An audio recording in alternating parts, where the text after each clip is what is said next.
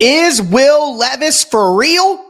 We're going to find out on Thursday Night Football, and we'll break it all down on today's edition of the Locked On Titans podcast. Let's get it. You are Locked On Titans, your daily Tennessee Titans podcast, part of the Locked On Podcast Network, your team every day.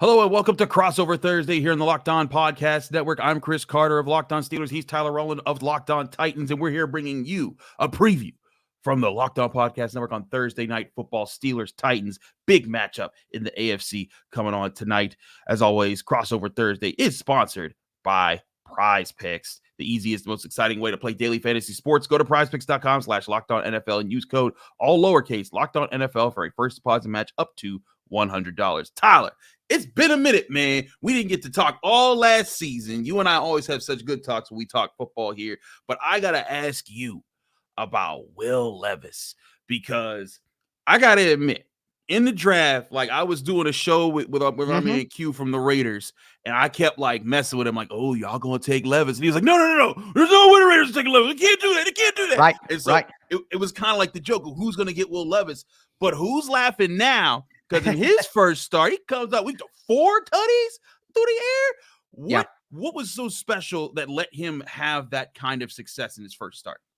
Well, number one, more than anything, his energy, his passion. It's just noticeable. I tweeted out at Tic Tac Titans on Twitter when he did an interview. Basically, once it was pretty much announced that he was going to start the game and Tannehill was going to be out last week before the Falcons game, he did an interview, and man, you could just feel his energy on the screen as he talked about his opportunity, as he talked about how he got 23 ticket requests for the game because he's starting with family and friends, and his energy is contagious. There was a video the NFL Films put out of Jeffrey Simmons, who I'm sure we'll talk about later in the episode. I'm sure Steelers fans have heard of Jeffrey Simmons, but just a little. But Jeffrey Simmons is on the sideline after that Levis first touchdown going, that Will Levis, man, that Will Levis, that's a quarterback. I told y'all, I told you so. Like, there's just something about his energy and his feistiness that gets his teammates going. It's something that really resonates, I think, in a physical sport like football. Outside of that is his intelligence. He was praised by the offensive coordinator on Tuesday for having a full command of the offense. They didn't limit the playbook at all for a rookie who had never started a game before and wasn't even active the first 6 weeks of the season, as he was the third emergency quarterback, which, what are you doing, Mike Vrabel? You got this guy on the bench and completely inactive. But anyways, we'll move along from that. So his intelligence and his ability to grasp the playbook, he was one of the smartest athletes in the entire country when he's in Kentucky, an all-American scholarship athlete, whatever they want to call it, academic all-American. He was brilliant through his academics. So he has that. He has the fiery personality to inspire his teammates. And then, of course, the cannon arm, which I think anybody who saw the highlights, he does have a cannon. It's elite. It's elite. His release is quick. It looks like Aaron Rodgers almost. It's a quick, lightning fast release. He's got absolute velocity, absolute speed. He's a good athlete too for a guy. He's 6'4", 230 pounds. He can run a little bit too. I mean, he's not Lamar Jackson or anything like that, but so he's got physical tools. When all that goes well, that's great. But, Chris, I did a film breakdown on Will Levis for Sports Illustrated at alltitans.com. And while everybody was, understandably throwing praise at Will Levis, there were some inaccurate passes that he got lucky on. The second touchdown to DeAndre Hopkins was a pass behind. There were some bad decisions where he took shots downfield, and they weren't bad throws, but maybe you should dump it all short, take what the defense is giving you, live to see another day, pick up the easy one. Stuff like that. It's a rookie in his first game, but there's definitely room for improvement. So like you said, what is going to happen now is the big storyline. Is Will Levis for real? And I'll say this. The Steelers have dominated the Titans for the last 20 years. Since 2003, the Titans are 3-8 against Pittsburgh, 1-5 in Pittsburgh. Since 2013, the Titans are 0-4 against the Pittsburgh Steelers. The Steelers have dominated the Titans for the last 20 years. So is Will Levis for real? If he can go into Pittsburgh on a short week in prime time and, get that monkey off the Titans' back, I think he's going to garner a lot of support in Nashville and with Tennessee Titans fans, and deservedly so at that point. Certainly. And when you're going up against the Steelers defense, everyone knows the biggest thing you got to be worried about is TJ Watt and that defensive front. They get after it like nobody else. And TJ Watt's going to go up against an offensive line that has, some new guys like Peter Skoronski on it. But they have some veterans on it. And it's one that he's not unfamiliar with, as is Alex Highsmith, who's also been playing very well this season, and even rookie Nick Herbig, who's been contributing in the turnover Herbig battle. out of Wisconsin, man. Yeah, Loved him. I'm telling you, Tyler, he looks. Are they letting him rush the passer? Are they using him in a hybrid role? There was some conversation pre-draft about that. What are they doing? He's kind of like a pass rusher right now, but like let him rush the passer. In preseason, they were starting to let him get a little bit more hybrid, but they want to keep things simple for him now, and they'll expand to it later. I think their real vision is like next year, once he's like a grizzled veteran, him, Highsmith, Watt, just moving all over the defense, and it could just be a serious threat there. But let's talk about how this matchup with the offensive line and the defensive front could get to Will Levis. Is he a guy who you've seen in just the short time that you've seen him handle pressure and getting the ball out quick? Because the main way that we've seen teams, and including a rookie quarterback, CJ Stroud, the main strategy that's seen to slow down TJ Watt is get the ball out fast, or if you're not getting the ball out fast, we're calling max protect, so that him and Highsmith have to go through 3 people each to get to our quarterback, and we can take our shot downfield. How does Will Levis handle those situations? Or is he a guy that is more so he wants to process, take his time in making those decisions? Well, Chris, I'll tell you, if it's fair, I don't have the answer for you. I guess we're going to see, right? But I will say, based on what I saw in the game, his biggest successes came off play action, max protect, really seeing it. Hey, I see it. I got the arm strength. I got the arm talent. I'm going to let it rip. That in some of the circumstances where he needed to be quick, he needed to read the defense, he needed to find the right guy and get it out. Like I said, there were some mistakes in that department. So if the game plan against the Steelers needs to be, hey, we're going to get the ball out quick, you need to quickly figure out who the right guy to throw the ball to is, make an accurate pass to him. But I don't know if he can execute a game plan like that, because what we've seen from him is play action, take deep shots down the field. So it will be interesting if the Titans get in a situation where they have to just do a quick passing game out of shotgun, try to get the ball out quick, because I don't know if Levis can do that. And that's part of, the big storyline here is this legit what we saw from Will Levis last week against the Falcons? I think being tested by this defense and being asked maybe to do something a little bit different will answer those questions. Listen, Steelers fans, it was just like a 3-touchdown game from Kenny Pickett, let alone a 4-touchdown game. But in all seriousness, I think a big question, for this rookie will be, how can he handle the pressure of a defense that can bring it? And this is also a defense. It is going to be mixing Micah Fitzpatrick, but it looks like there's a good chance that Cam Heyward could be back.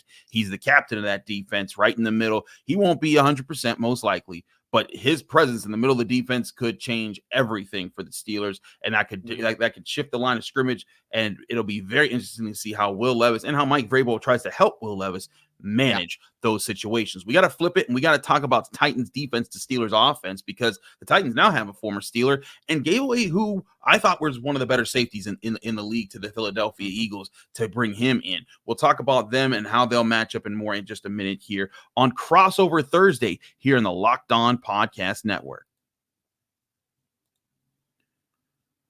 But first, we want to remind you this show is brought to you by DoorDash. Why root for your team on an empty stomach? When you order on DoorDash, you can save on football watch party favorites. Whether it's pizza, wings, soda, burgers, or even just buns, DoorDash gets it all delivered without missing the game. For me, I like to order up some Big Shot Bob's Wings delivery. And if you're in Pittsburgh, you know what I'm talking about, because they got a million different flavors, and I always get the Frank White flavored wings. They come in, they're saucy, you get extra ranch with it, and it's spectacular. Or if you want to go classic Pittsburgh, go to Permani's. You can order DoorDash from them, and they'll bring you your sirloin steak and cheese right to your door with them fries on the sandwich. Go to DoorDash right now, and you can get 50% off your up to $10 value in your next order when you spend $15 or more on your first order when you download the DoorDash app and enter code LOCKED23. That's LOCKED23. Subject to change. Terms and conditions apply. If you want even more value, you can save on all your grocery and restaurant favorites with a $0 delivery fee on all eligible orders with a Dash Pass membership. Get prepared before game day. Stock up on your favorite appetizers and order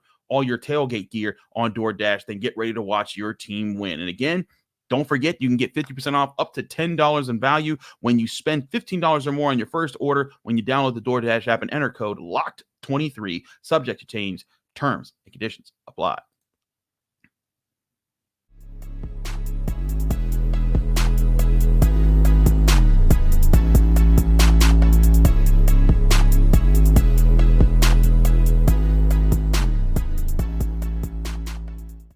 Back here on Crossover Thursday here on the Locked On Podcast Network, Locked On Steelers, Locked On Titans, Chris Carter, Tyler Rowland, breaking this game down. Now, Tyler, you brought up a really good point about the history of these two teams recently. Yeah. And it's funny, as a little kid, I remember being like the Titans and the Steelers were just back and forth. Steve McNair, Eddie George, like those. It was close then, yeah. And there was even that time where, what was it? CJ2K, Chris Johnson, they beat the Steelers, the snot out of them in 2008. And everyone was like, okay, they're going to go on to do it. And then they lost the playoffs. And that good times. And then and then bad times shortly after. Oh, that's right. Because that was that crazy losing streak because they messed with a terrible towel. You don't mess with terrible towels. But in all seriousness, fast forward to now, Mike Vrabel has faced Mike Tomlin twice, and Mike Tomlin's won both times. First 27-24 in 2020, and then 19-13 in 2021. I look at this and I see defenses still defining how this game is going to play out, much like they did in 2021. Who's going to create the more turnovers? Who's going to allow the less bigger plays? And I got to ask first about this Titans secondary. What is the confidence in this secondary without Kevin Byard? Because to me, he was always one of the better safeties in the NFL. He was a great leader back there in the secondary. They went and got Terrell Edmonds, who, as Steelers fans know, not that kind of a player, more of a play him in the box, let him play close to the line of scrimmage guy. What is the Titans' strength down secondary, or is this a place where there's a shaky sense of liability going on right now? Well, I'll tell you, I'm incredibly worried about the George Pickens matchup, no matter who he's on, whether it be Sean Murphy-Bunting on the outside or whether it be Christian Fulton on the outside. One thing that's plagued the Titans over the last few years is they can win the down schematically, where they're all in the great position, but they'll just lose isolated situations one-on-one down the sideline. It happened multiple times in 2021, 2022. The Titans set things up great, get pressure on the quarterback, but the quarterback just heaves one up down the sideline, and a big wide receiver like Mac Hollins, when he was with the Raiders, had a 158-yard, one-touchdown game. Mac Hollins, because he was just jumping over top of the Titans cornerbacks and getting the ball. Sean Murphy-Bunting, who they brought in free agency, is a big physical long corner. He can kind of help in that department, but Pickens presents a long physical guy who also has speed, and Murphy-Bunting is much better as a zone corner coming forward, not a man corner down the sidelines. Titans are playing a lot more zone this year rather than the man that they've liked the last few years, especially cover two. So I'm a bit worried about the Titans safeties meeting at the catch point against Pickens down the sideline. If the Titans go with man or cover three, their corners being on them, that's a place where they could definitely take advantage.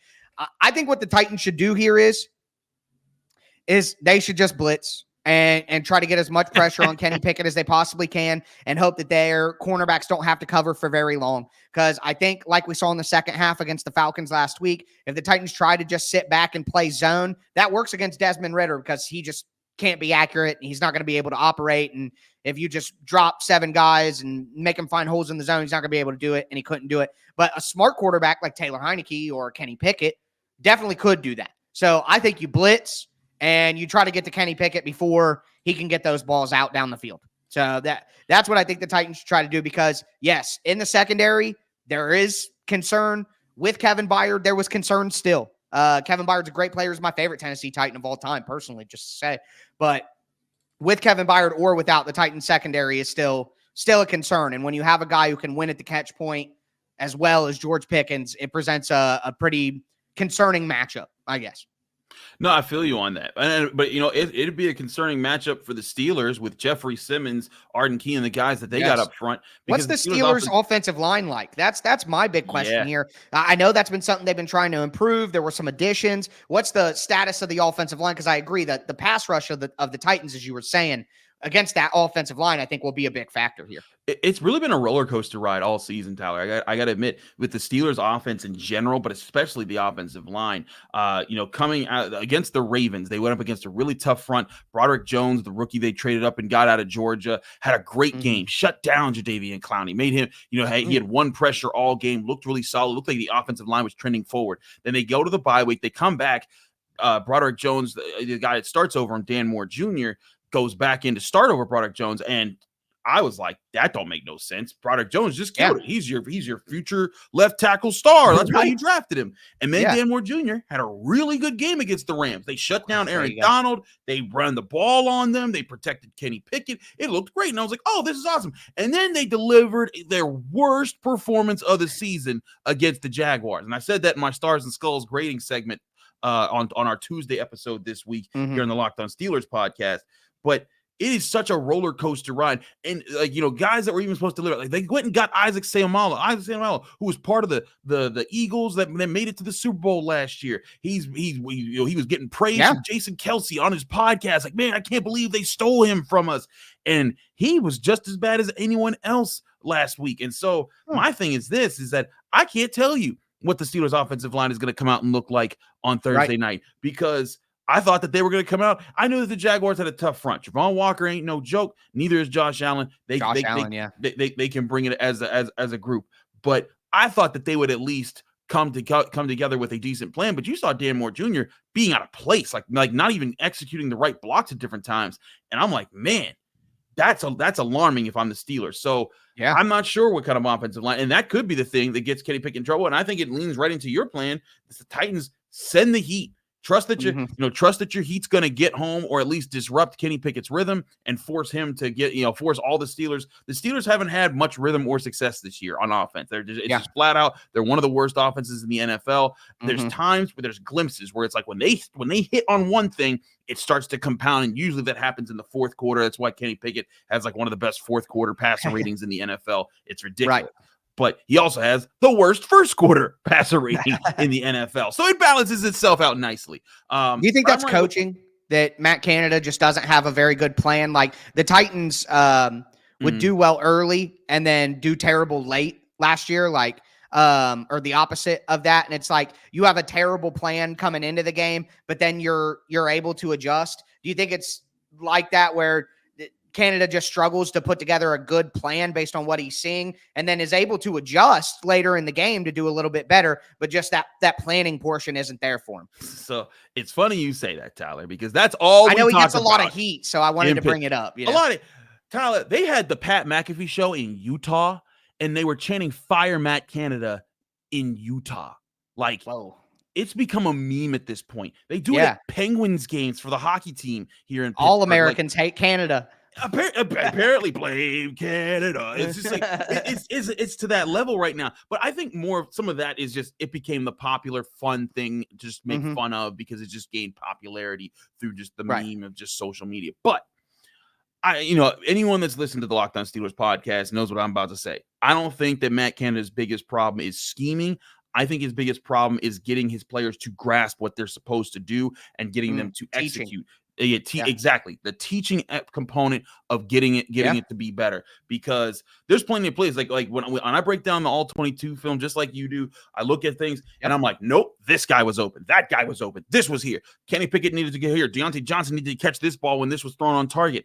Things like that. That's been the biggest problem, is that the Steelers offense has not come to fruition. And if there's one thing to come at Matt Canada about more than play calling, it's that. And I think it's starting to even people are coming around on it. I've heard Kurt Warner talk about this. I heard Greg Cosell talk about this. I heard Ross Tucker talk about more and more people are starting to realize, like, hey, we've all been kind of just banging on the Matt Canada drum because it was the popular thing to do. But the more we look at this offense, it's not about play calls. The play calls are there other things every week. That you got, like, for example, Kenny Pickett, third down in the red zone. Steelers call a really good rub route for Cam Heyward to kind of screen off Deontay Johnson's man. He runs a slant. Kenny Pickett sees him late, throws it behind him. They miscommunicated on where he was supposed to sit, but it was just like if he sees him right away, he hits him while he's walking into the end zone, and there's no question about it. And those are the things that Kenny Pickett hasn't done consistently. Now, there's other times where Kenny Pickett will decipher that the cover 4 is actually a cover 2, and I'm going to go attack the seam right here and make the greatest throw of his life. And I'm like, where's this Kenny Pickett all the time? And that's where I come back down to. I think that Matt Canada's biggest problem is teaching to get that consistency, and might also be a Mike Tomlin thing, if we're being honest here. But bottom line, that's the biggest problem I think the Steelers have on offense. And that's also where, if I'm the Titans, I'm speeding up that process as much as I can. I am not letting him get settled, feel comfortable. And let him see if he can process the field, because that's when Kenny Pickett might figure it out and wake up on you.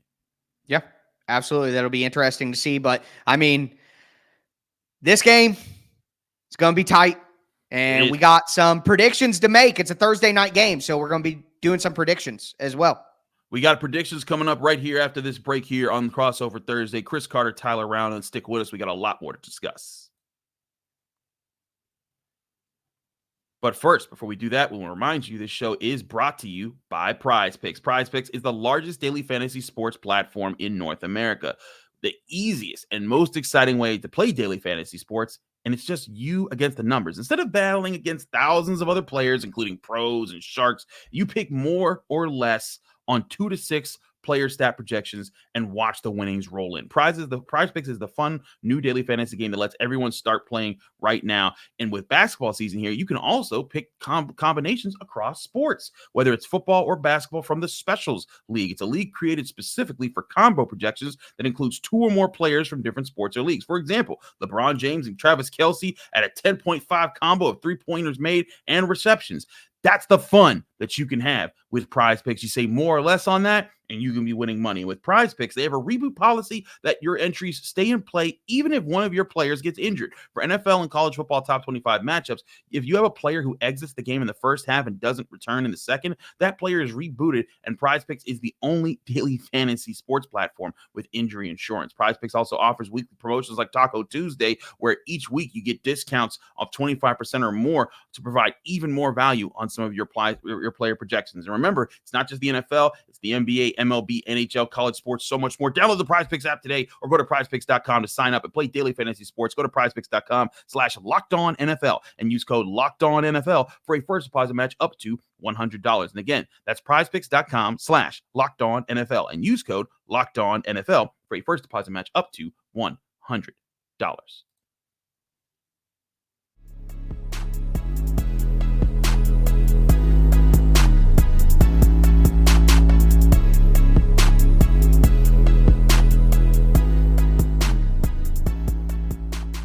We're back here on Crossover Thursday. It's the Locked On Podcast Network. Locked On Steelers, Locked On Titans, Chris Carter, Tyler Rowland, breaking things down for you. Tyler, let's get to how we see this game projecting out. Normally, I like to hold back on my predictions of the Steelers game until Friday, the episode before. But it's Thursday night football. It's the lights. It is prime time. So we gotta do these predictions. So I want to start off before we get to scoring predictions.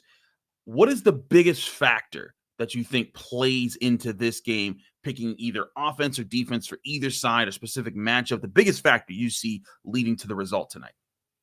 Who can run the ball? Ooh. Who can run the ball? Because I think both of these quarterbacks need third and manageable, with Levis being a rookie. And again, some of the struggles that he had in his first week. I know that the narrative is that he was absolutely incredible, and he was, but that doesn't mean he was perfect. So some of the things that he is going to struggle with are going to be accentuated if the Titans can't run the ball. The Steelers are not a good run defense, statistically speaking. Right. They're bottom 6 in the NFL, 137 yards per game. That sounds like a recipe for success for the Titans. But when you play a team like Derrick Henry, or like the Tennessee Titans, running back like Derrick Henry, you guys know what I'm saying, all right? I know what you mean. It changes the mode. Bad run defenses can become good run defenses when they are laser focused. And I'm shutting down King Henry. You know that they're thinking that in that locker room. We're going to shut down the king. He ain't no king here. You know, and I don't blame them. That's the way that they should think. But when that happens, it can take see, the Steelers may be a bad run defense, but they have good players.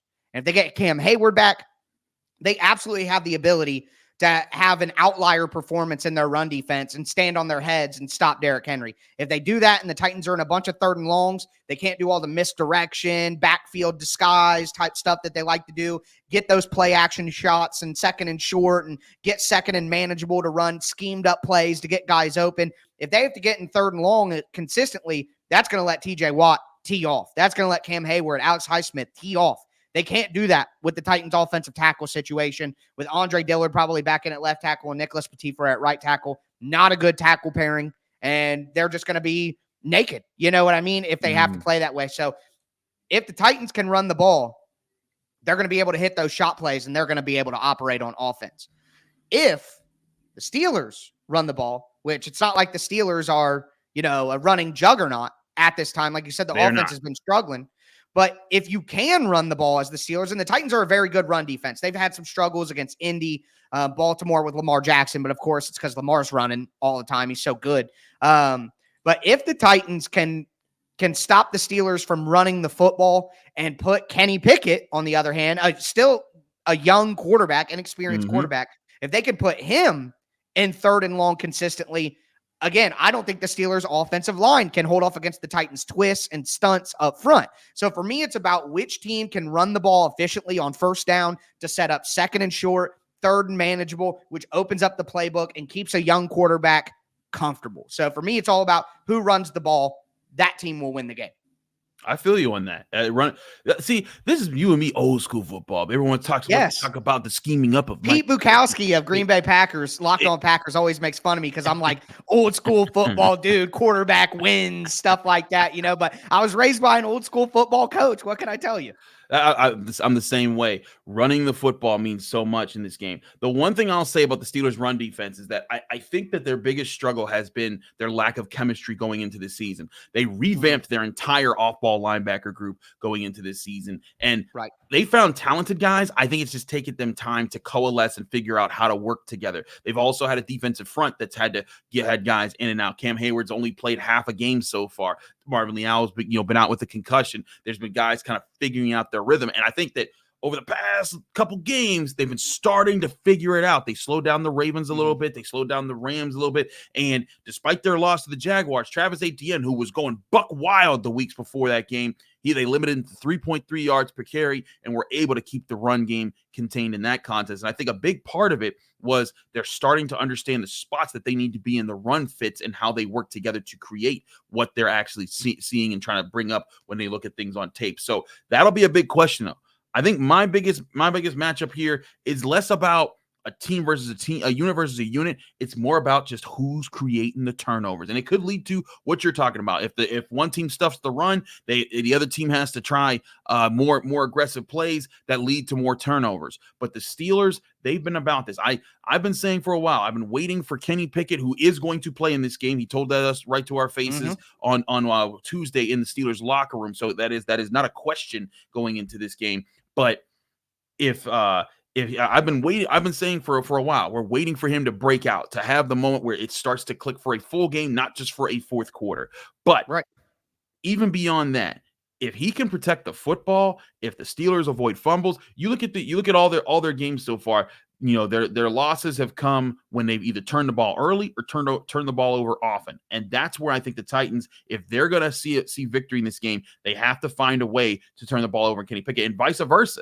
The Steelers live off of turnovers. They had 3 crucial turnovers that kept them in the game against the Jaguars. And when you look at how they scored touchdowns on defense. I mean, exactly. I looked at the stats for the Steelers to get ready for this, and I'm like, wait, how did they win these games? They have 55 rushing yards and 200 passing yards. What, 9 first downs? They won a game with 9 for what's going on? And the answer is scoring points on defense. Yep. And you just look at how they've played. When they win football games, Tyler, there's only one time that they have only had 1 turnover in their 4 wins so far, but they had 4 forced turnovers against the Browns, 3 against the Raiders, and 3 against the Ravens. And that's who they are. And they had 3 again against the Jaguars. Jags are just too good. Yeah, that was just the thing. I think that part of it was the offense did not deliver, and then Kenny Pickett got knocked out of the game, which put them at a disadvantage. But that's why I go back to this game will be about who creates the turnovers and when they happen. With all that being said, Tyler, give us your big turning point in the game when that happens and what that leads to your final score being. Yeah, no worries. I'll go quick to keep us under 30 minutes here. I think it comes down to turnovers and who can run the ball. I think the Steelers defense comes to play at home in prime time. The Titans struggles continue at Pittsburgh. Pittsburgh's defense is able to get more turnovers than the Titans defense. I have the Steelers winning the game 21-13. I feel you on that, 21-13. I have a similar score.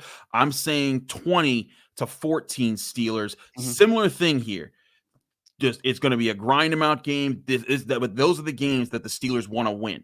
They right now, that is just their style. I think Will Levis, it's kind of he had a great coming out party last week. I think the kind of the balancing week of that. But I think that with what I saw, I'm encouraged to see him take steps forward. He's Tyler Rowland. I'm Chris Carter. Locked On Steelers, Locked On Titans. Enjoy the game Thursday Night Football, y'all. We'll be back on your screens and in your ears on each of our respective podcasts on Friday, breaking down the game and giving you all the insights here on the Locked On Podcast Network. Thanks again for tuning in.